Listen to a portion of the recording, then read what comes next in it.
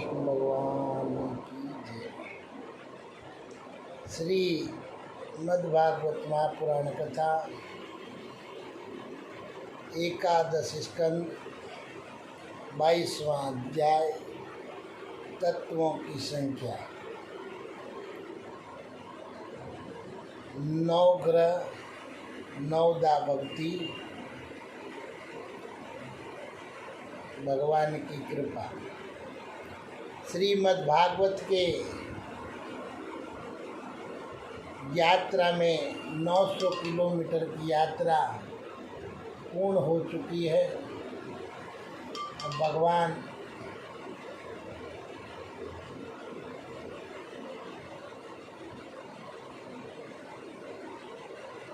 तत्वों की संख्या और पुरुष प्रकृति विवेक। उद्धव जी ने कहा, प्रभु विद्वेश्वर ऋषियों ने तत्वों की संख्या कितनी बतलाई है।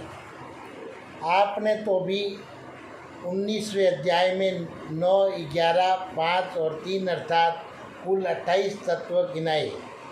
ये तो हम सुन चुके हैं, किंतु कुछ लोग 26 तत्व बतलाते हैं तो कुछ 25, कोई 7, 9 अथवा 6 स्वीकार करते हैं। कोई 4 बतलाते हैं, ये तो कहीं तो कोई 11। इसी प्रकार किन्हीं किन्हीं ऋषि मुनियों के मत में उनकी संख्या 17 है, कोई 16 और कोई 13 बतलाते हैं। सनातन श्री कृष्ण ऋषि मुनि इतनी भिन्न संख्याएं किस अभिप्राय से बतलाते हैं, आप कृपा करके हमें बतलाइए। भगवान श्री कृष्ण कहते हैं, उद्धव जी, वेदज्ञ ब्राह्मण इस विषय में जो कुछ कहते हैं वह सभी ठीक है, क्योंकि सभी तत्व सब में अंतर्भूत हैं। मेरी माया को स्वीकार करके क्या कहना असंभव है। जैसा तुम कहते हो वह ठीक नहीं है, जो मैं कहता हूँ वही यथार्थ है। इस प्रकार जगत के कारण के संबंध में विवाद इसलिए होता है कि मेरी शक्तियों सत्व रज आदि गुणों और उनकी वृत्तियों का रहस्य लोग समझ नहीं पाते, इसलिए वे अपनी मनोवृत्ति पर ही आग्रह कर बैठते हैं। सत्व आदि गुणों के शोभ से ही ये विविध कल्पना रूप प्रपंच जो वस्तु नहीं केवल नाम है उठ खड़ा हुआ है। यही वाद विवाद करने वालों के विवाद का विषय है। और जब इंद्रियां अपने वंश में हो जाती है तथा चित्त शांत हो जाता है, तब वह प्रपंच भी निर्वृत्त हो जाता है और उसकी निवृत्ति के साथ ही सारे वाद विवाद भी मिट जाते हैं। पुरुष शिरोमणि तत्वों का एक दूसरे में अनुप्रवेश है, इसलिए वक्ता तत्वों की जितनी संख्या बतलाना चाहता है उसके अनुसार कारण को कार्य में अथवा कार्य को कारण में मिलाकर अपनी इच्छित संख्या सिद्ध कर लेता है। ऐसा देखा जाता है कि एक ही तत्व में बहुत से दूसरे तत्वों का अंतर्भाव हो जाता है। इसका कोई बंधन नहीं है, क्योंकि किसका किसमें अंतर्भाव हो। कभी घट पट आदि कार्य वस्तुओं का उनके कारण मिट्टी सुत आदि में, तो कभी मिट्टी सुत आदि का घट पट आदि कार्यों में अंतर्भाव हो जाता है।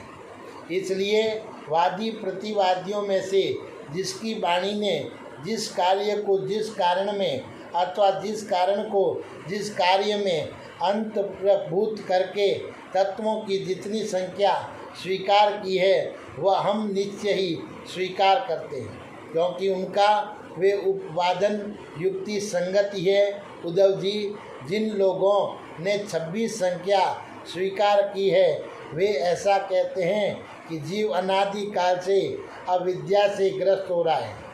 वह स्वयं अपने आप को नहीं जान सकता।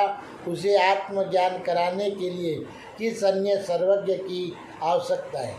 इसलिए प्रकृति के कार्य कारण रूप 24 तत्व, 25 पुरुष और 26 ईश्वर, इस प्रकार कुल 26 तत्व स्वीकार करने चाहिए।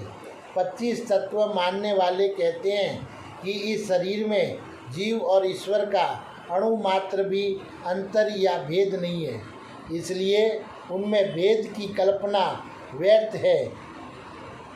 रही ज्ञान की बात तो सत्वातिकम प्रकृति का गुण है कि तीनों गुणों की साम्य अवस्था ही प्रकृति है। इसलिए सत्व रज आदि गुण आत्मा के नहीं प्रकृति के ही है। इन्हीं के द्वारा जगत की स्थिति उत्पत्ति और प्रलय हुआ करते हैं। इसलिए ज्ञान आत्मा का गुण नहीं है, प्रकृति का ही गुण सिद्ध होता है। इस प्रसंग में सत्व गुण ही ज्ञान है, रजोगुण ही कर्म है, तमोगुण ही अज्ञान कहा गया है और गुणों में शोक उत्पन्न करने वाला ईश्वर ही काल है। और सूत्र अर्थात मैतवी स्वभाव है, इसलिए 25 और 26 तत्वों की दोनों ही संख्या युक्ति संगत है। और उद्धव जी, यदि तीनों गुणों की प्रकृति से अलग अलग मान लिया जाए, जैसा कि उनकी उत्पत्ति और प्रलय को देखते हुए मानना चाहिए, तो तत्वों की संख्या स्वयं ही 28 हो जाती है। उन तीनों के अतिरिक्त 25 है। पुरुष, प्रकृति, मैतव, अहंकार और आकाश, वायु, तेज, जल और पृथ्वी, ये 9 तत्वों में पहले ही गिना चुका हूँ। श्रोत्र, त्वचा, चक्षु, नासिका और रसना, ये 5 ज्ञानेंद्रियाँ, वाक, पाणी, पाद, पायु और उपस्थ, ये 5 कर्मेंद्रियाँ तथा मन तो कर्मेंद्रियों और ज्ञानेंद्रियों दोनों ही हैं। इस प्रकार कुल 11 इंद्रियाँ तथा शब्द, स्पर्श, रूप, रस, गंध, ये ज्ञानेंद्रियों के 5 विषय है। तो इस प्रकार 3, 9, 11 और 5 सब मिलाकर 28वें तत्व होते हैं। कर्मेंद्रियों के द्वारा होने वाले 5 कर्म, चलना, बोलना, मल त्यागना, पेशाब करना और काम करना, इनके द्वारा तत्वों की संख्या नहीं बढ़ती। इन्हें कर्मेंद्रियां स्वरूप ही मानना चाहिए। सृष्टि के आरंभ में कार्य 11 इंद्रिय और पंचभूत और कारण मैत्व आदि के रूप में प्रकृति रहती है। वही सत्वगुण, रजोगुण और तमोगुण की सहायता से जगत की स्थिति, उत्पत्ति और संहार संबंधित अवस्थाएं धारण करती है। अव्यक्त पुरुष तो प्रकृति और उनकी अवस्था का केवल साक्षी मात्र बना रहता है। मैतव आदि कारण धात्विक विकार को प्राप्त होते हुए पुरुष के इष्ण से शक्ति प्राप्त करके परस्पर मिल जाते हैं और प्रकृति काल से लेकर उसी के बल से ब्रह्मांड की सृष्टि करते हैं। उद्धव जी, जो लोग तत्वों की संख्या 7 स्वीकार करते हैं, उनके विचार से आकाश, वायु, तेज, जल और पृथ्वी, ये 5 भूत, 6ठा जीव और 7वां परमात्मा, जो साक्षी जीव और साक्षी जगत दोनों का अधिष्ठान है, यही तत्व है। देह, इंद्रिय और प्राणादि की उत्पत्ति तो पंचभूतों से ही हुई है, इसलिए वे इन्हें अलग नहीं गिनते। जो लोग केवल 6 तत्व स्वीकार करते हैं, वे कहते हैं कि 5 भूत है और एक 6ठा है परम पुरुष परमात्मा। वे परमात्मा अपने बनाए हुए पंचभूतों से युक्त होकर देह आदि की सृष्टि करता है और उनमें जीव रूप से प्रवेश करता है। इस मत के अनुसार जीव का परमात्मा में और शरीर आदि का पंचभूतों में समावेश हो जाता है।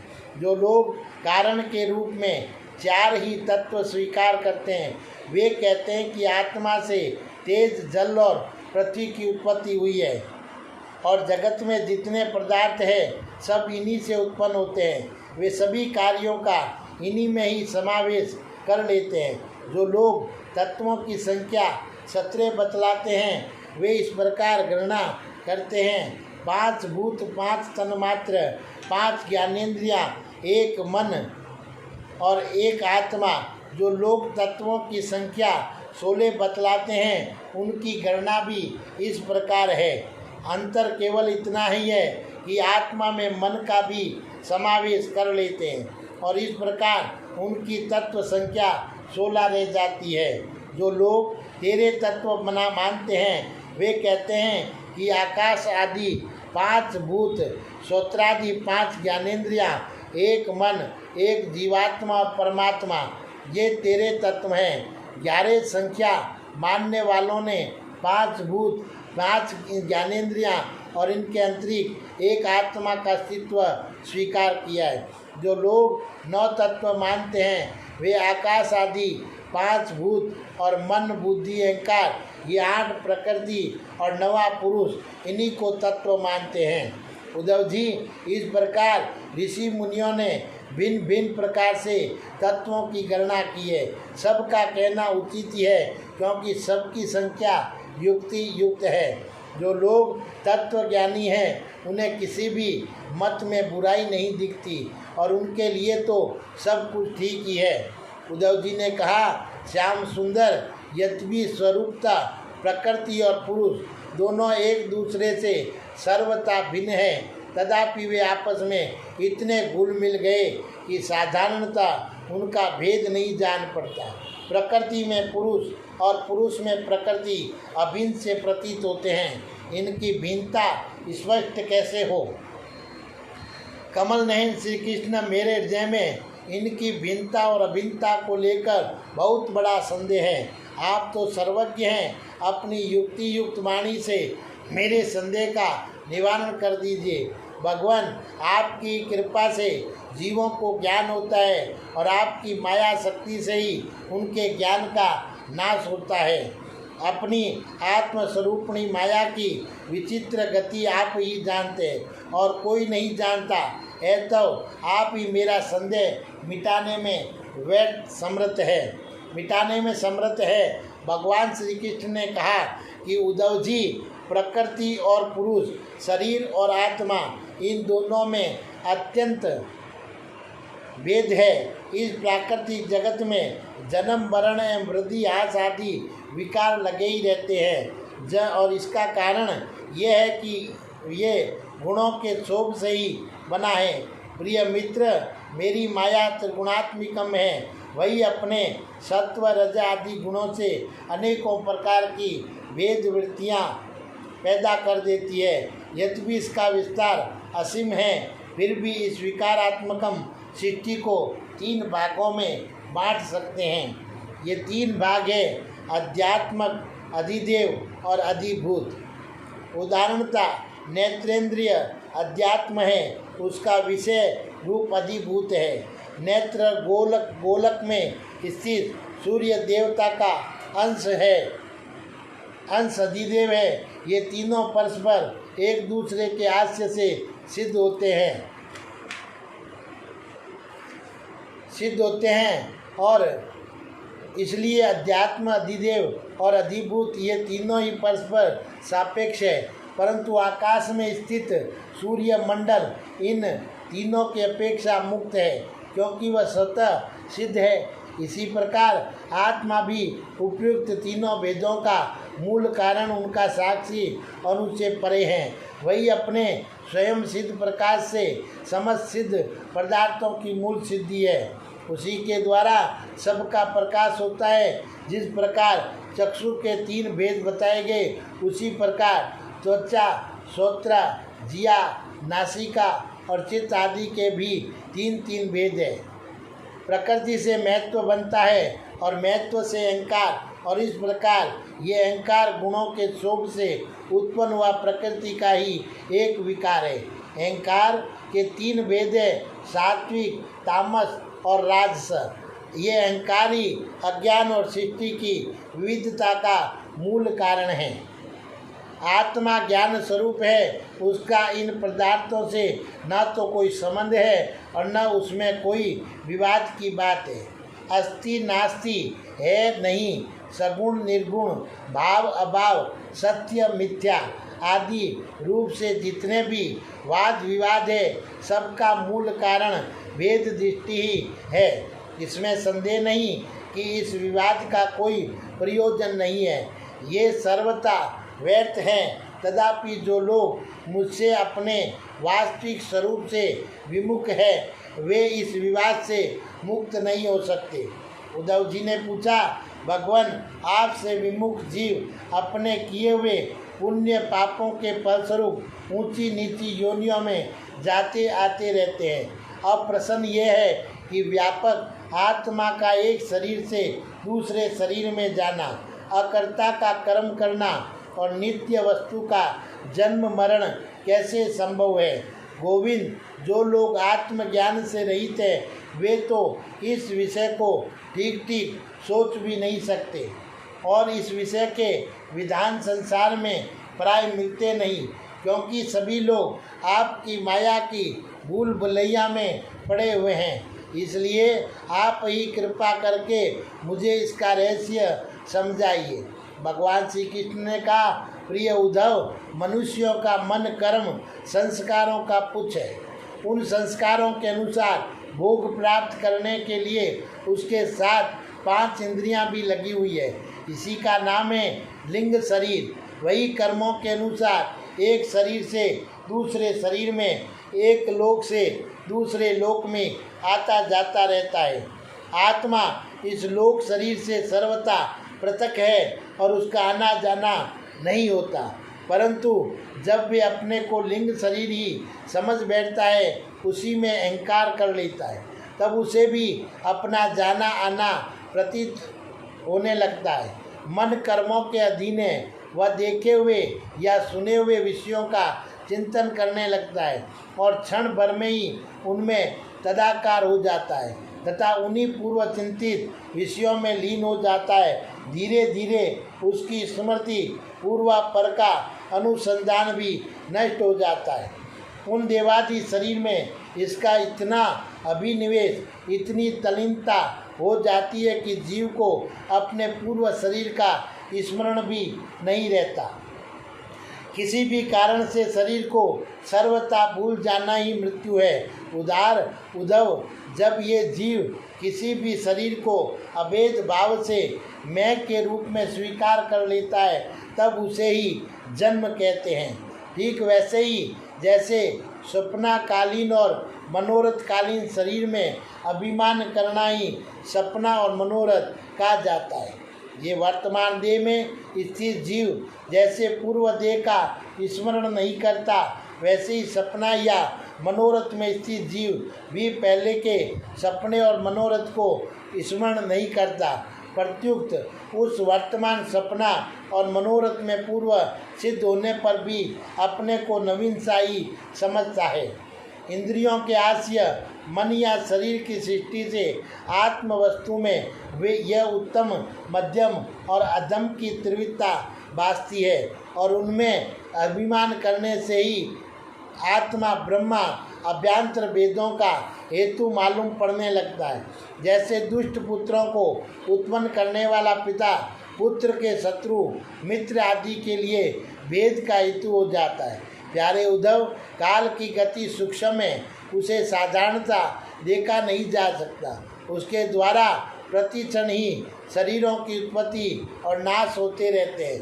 सूक्ष्म होने के कारण ही प्रतिक्षण होने वाले जन्म मरण नहीं दिख पड़ते। जैसे काल के प्रभाव से दिए की लो नदियों के प्रवाह अथवा वृक्ष के फलों की विशेष अवस्थाएं बदलती रहती है, वैसे ही समस्त प्राणियों के शरीरों की आयु अवस्था आदि भी बदलती रहती है। जैसे ये उन्हीं ज्योतियों का वही दीपक है, प्रवाह का ये वही जल है, ऐसा समझना और कहना मिथ्या है। वैसे ही विषय चिंतन में व्यर्थ आयु बिताने वाले अविवेकी पुरुषों का ऐसा कहना और समझना ये वही पुरुष है, सर्वथा मिथ्या है।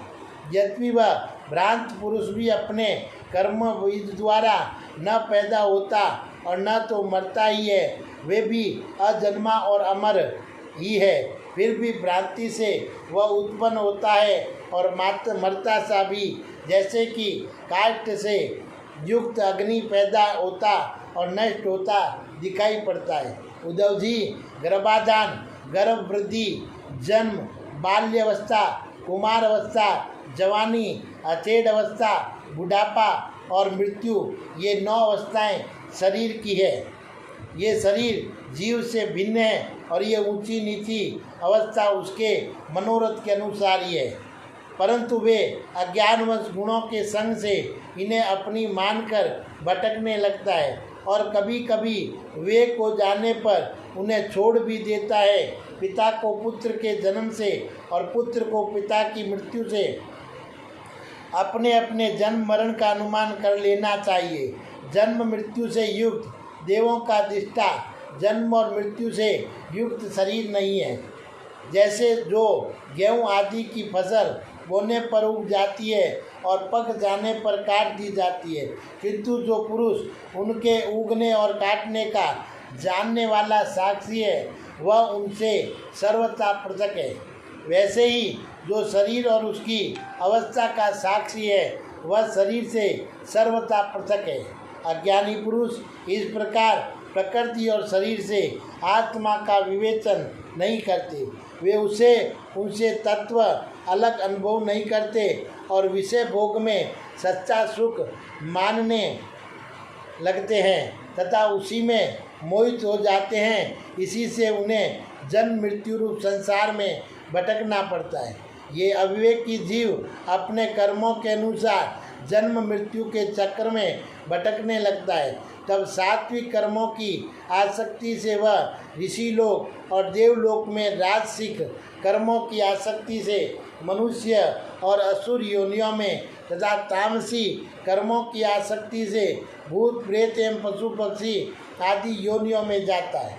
जब मनुष्य किसी को नाचते गाते देखता है तब वह स्वयं भी उसका अनुकरण करने तान तोड़ने लगता है। वैसे ही जब जीव बुद्धि के गुणों को देखता है तब स्वयं निष्क्रिय होने पर भी उसका अनुकरण करने के लिए बाध्य हो जाता है। जैसे नदी तालाब आदि के जल के हिलने या चंचल होने पर उसमें प्रतिबिंब तट के वृक्ष भी उसके साथ हिलते डोलते से जान पड़ते हैं। जैसे घुमाए जाने वाले नेत्र के साथ साथ पृथ्वी भी घूमती हुई सी दिखाई देती है। जैसे मन के द्वारा सोचे गए तथा सपने में देखे गए भोग पदार्थ सर्वथा अलग ही होते हैं, वैसे ही हे दासार्य आत्मा का विषयानुस्वरूप संसार में भी सर्वथा सत्य है। आत्मा तो नित्य शुद्ध बुद्ध मुक्त स्वभावी है। विषयों के सत्य न होने पर भी जो जीव विषयों का ही चिंतन करता रहता है उसका ये जन्म मृत्यु रूप संसार चक्र कभी निर्वित नहीं होता। जैसे सपने में प्राप्त अनर्थ परंपरा जागे बिना निर्वित नहीं होती। प्रिय उद्धव, इसलिए दुष्ट कभी तृप्त न होने वाली इंद्रियों से विषयों को मत भोगो। आत्म विषयक अज्ञान से प्रतीत होने वाला सांसारिक भेदभाव ब्रह्म मूलक ही है, ऐसा समझो। असाधु पुरुष गर्दन पकड़कर बाहर निकाल दे, वाणी द्वारा अपमान करे, उपवास करे, निंदा करे, मारे पीटे, बाधे आजीविका छीन ले, ऊपर थूक दे, मूत दे अथवा तरह तरह से विचलित करे, निष्ठा से डिगाने की चेष्टा करे, उनके किसी भी उपद्रव से सुबद्ध न होना चाहिए, क्योंकि वे तो बेचारे अज्ञानी हैं, उन्हें परमार्थ का तो पता नहीं है। अतः जो अपने कल्याण का इच्छुक है उसे सभी कठिनाइयों से अपने विवेक बुद्धि द्वारा ही किसी बाह्य साधन से नहीं अपने को बचा लेना चाहिए। वस्तुत्व आत्मदृष्टि ही समस्त विपत्तियों से बचने का एकमात्र साधन है। उद्धव जी ने कहा, भगवान आप समस्त भक्तों के शिरोमणि हैं। मैं इस दुर्जनों से किए गए तिरस्कार को अपने मन में अत्यंत असा समझता हूँ। अतः जैसे मैं इसको समझ सकूँ, आपका उपदेश जीवन में धारण कर सकूँ, वैसे हमें बतलाइए। विश्वात्मनम, जो आपके भागवत धर्म के आचरण में प्रेम पूर्वक संलग्न हैं, जिन्होंने आपके चरण कमलों का ही आश्रय ले लिया, उस शांत पुरुषों के अंतरिक्ष बड़े बड़े विद्वानों के लिए भी दुष्टों के द्वारा किया हुआ तिरस्कार सह लेना अत्यंत कठिन है, क्योंकि प्रकृति अत्यंत बलवती है। बोलिए श्री कृष्ण भगवान।